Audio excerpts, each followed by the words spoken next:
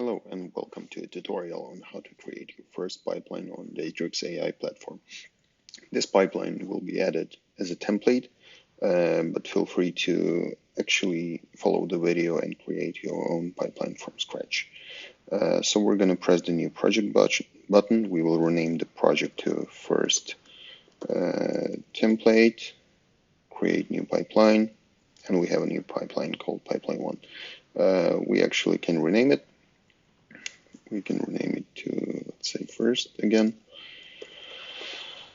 And we're done here. So, what you should usually start with is just uploading your data. You have the possibility to either connect the database or upload the file directly to here, to the platform, or there is also a possibility to select one of the available data sources as samples. So today we're going to be looking at the Titanic dataset.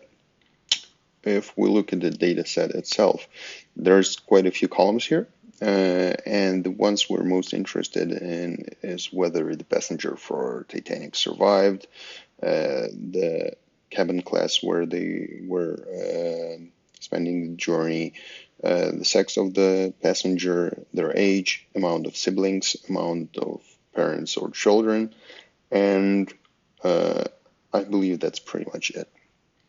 So we'll omit all the other columns, and we're going to be actually predicting whether the person was expected to survive or not the trip. So we're going to start with data preprocessing, and very first thing we're going to do is look whether there are some missing values in our data. So let's press handle missing values, and here we have a prompt saying please click run button to see full data. We're going to do just that, and bam, we actually see that quite a few columns have missing data with them. We can use auto suggestion, or you can select by your own what to do here. So for example, the age is just a numeric variable. We're going to fill it with a function, and as function we're going to select mean. That means that the average value will be set to every passenger for whom we don't know their actual age. The fare, we're not interested with that, so we're just going to be deleting the column.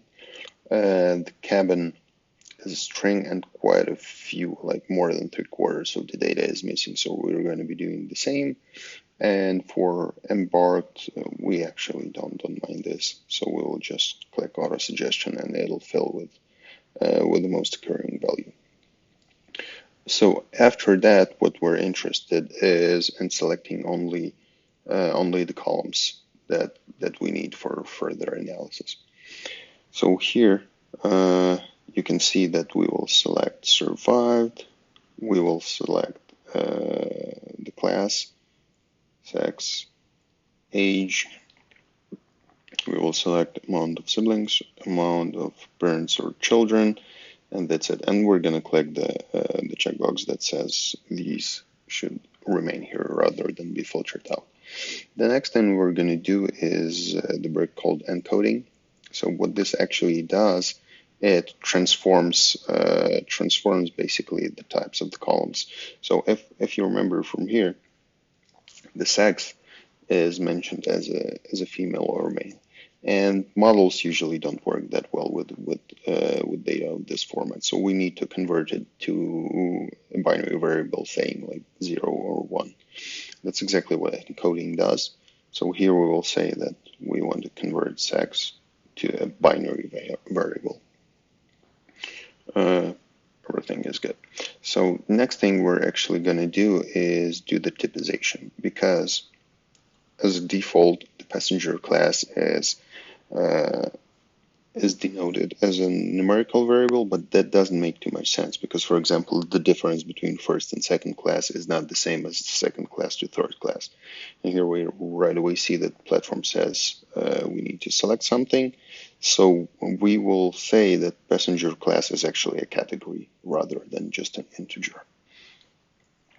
And we're pretty much ready. So next thing we're doing is we're splitting the data. And this is for the sake of understanding how well the model performs on unseen data. We'll shuffle it for good measure. And we're switching to the machine learning machine learning part. So we're looking at the classification actually algorithm. So we're doing the binary classification. We're trying to understand whether the person survived or perished, and we're going to be training the data. So note we can try to predict either the class, so the label whether a person survived or not, or the probability of survival. For now, we're going to stick with the class itself. So we will connect model to model. We will connect train data set to data here. And we're also going to be making the predictions for the unseen data. So the test data set goes there. And also we need to select the target variable. The target variable is whether the person survived or not. We're going to uncheck the optimization checkbox just for the sake of saving some time. And yes, so our model is trained and the predictions are there. So if we look at the model itself, we can see that the accuracy of the model is 86%, which is not too terrible. And also we can see what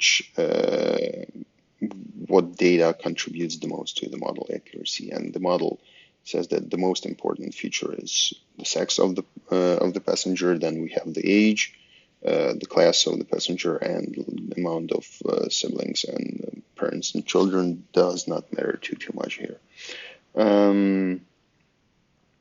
Okay, and also like very neat thing about the platform is when you press info, you can see that there is already an API, and you can call that API when you're trying to integrate the model into your own pipeline or infrastructure. Here's the sample of the payload you would send there, and also there is like a very small what if part. So for example, we can press run API over here, and we will see the results of the API below. Yep. So we can see that, for example, for this lady aged 51 who was staying in the first class, she would most likely survive. If that was a 21-year-old gentleman staying in the first class, most likely he would not survive the journey. So feel free to play with this what if part and figure out like what combinations might help or worsen your scenario. And also like the predict part, we can also check the performance, so we can see that the accuracy is around 80% there. And if we look at the data, we would be able to see like how the actual survived flag corresponds to the predicted survived flag. Thank you for your attention, and if you have any questions, feel free to reach out to us.